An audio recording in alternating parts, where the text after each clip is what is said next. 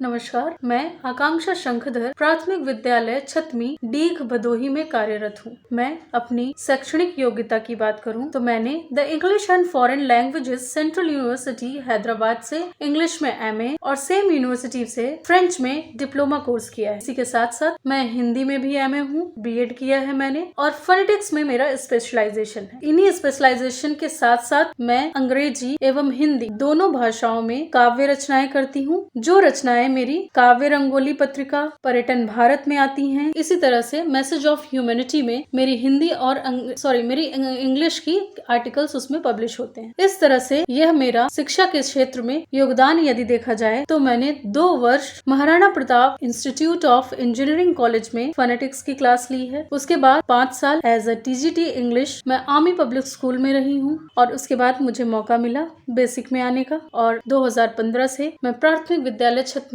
डीग भदोही में कार्यरत। भदोही, जिसका नवीनतम नाम संत रविदास नगर है। संत रविदास नगर मुख्यतः कारपेट उद्योग के लिए फेमस है। यहाँ के कारपेट भारत ही नहीं अपितु विश्व में भी प्रसिद्ध हैं। यदि पर्यटन स्थल की बात करें तो सीता समाहित स्थल सीतामढ़ी भी यहीं इसी जिले में स्थित है।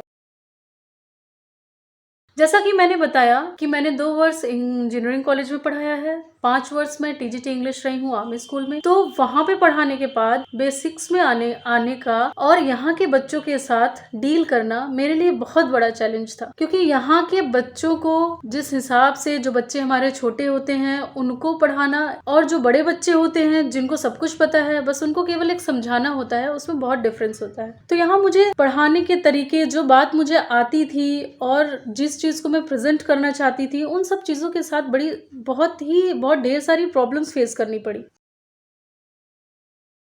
जिसके लिए मैं कहना चाहूंगी कि आज से 2 वर्ष पूर्व मैंने अरविंदो सोसाइटी का एक एग्जीबिशन अटेंड किया था। उस एग्जीबिशन ने मुझे बहुत इतनी हेल्प की उस एग्जीबिशन ने मुझे कि उस एग्जीबिशन के बाद से ही मेरे अंदर ये भावना आई कि नहीं, हम एक शून्य नवाचार जो हमारी अरविंदो सोसाइटी से हमें एक मिला है, वर्ड मिला है कहें, जो हमें एक बच्चों को समझाने का एक तरीका मिला है, शून्य नवाचार। क्योंकि हम जहाँ जिस प्लेटफॉर्म पे हैं, यहाँ हमें जो करना है उसके लिए कम संसाधन में बच्चों को अच्छे से अच्छा गुणवत्ता के साथ उन्हें शिक्षा प्रदान करनी है। ये हमें अरविंदो सोसाइटी के मार्गदर्शन में प्राप्त हुआ। पहले मुझे सारी चीजें आती थी, किस तरह से बच्चों को पढ़ाना है, किस तरह से उन्हें डील करना है, लेकिन उनको डील करना और उनको वो चीज डील करते हुए समय के साथ सिखा देना, ये बहुत बड़ा चैलेंज था। वो कुछ आइडियाज मेरे पास आते थे, मेरे दिमाग में वो आइडियाज आते थे, बट उन आइडियाज को मैं कहाँ पे इम्प्लीमेंट करूं और उन आइडियाज का आउटपुट मुझे कैसे मिले, ये मेरे लिए बहुत बड़ा चैलेंज था। लेकिन अरविंदो सोसाइटी ने इस चैलेंज को इजी कर दिया। जिस तरह से कोरोना काल अभी चल रहा था, इस कोरोना काल में भी हमारे यथार्थ सर ने अलग अलग मॉड्यूल्स को एक्सप्लेन किया हमें। उसी के साथ साथ हमारे साथ अभी अश्वनी सर जुड़े हुए हैं, इनका भी समय समय पर मार्गदर्शन मिलता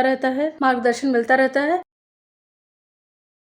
और उनके मार्गदर्शन के फलस्वरूप आज मेरे पास लगभग 50 बच्चे हैं जो कि इन मॉड्यूल्स की हेल्प से, इन शून्य नवाचार की हेल्प से वो घर में बैठकर पढ़ रहे हैं। इसलिए मैं बहुत ज्यादा थैंकफुल हूँ अरविंदो सोसाइटी का, जिनके एफर्ट के आउटपुट के जो एफर्ट उन्होंने किया, जो मुझे चीजें पता थी उसको एक प्लेटफॉर्म दिया, उसका एक आउटपुट बच्चों से निकल के आया। उस चीज के लिए बहुत बहुत धन्यवाद सर का, पूरी अरविंदो सोसाइटी का। और आज मैं शून्य नवाचार में अपने बच्चों को अपने सब्जेक्ट्स की उनके IQ लेवल के अकॉर्डिंग मैं चीजें सिखा पा रही हूँ और उन चीजों को बहुत जल्दी से जल्दी उन्हें कैच करने के लिए उन्हें मैं अच्छे से बता पा रही हूँ। ये मेरे लिए बहुत बड़ी बात है। तो thanks to Aurobindo society. Thank you sir.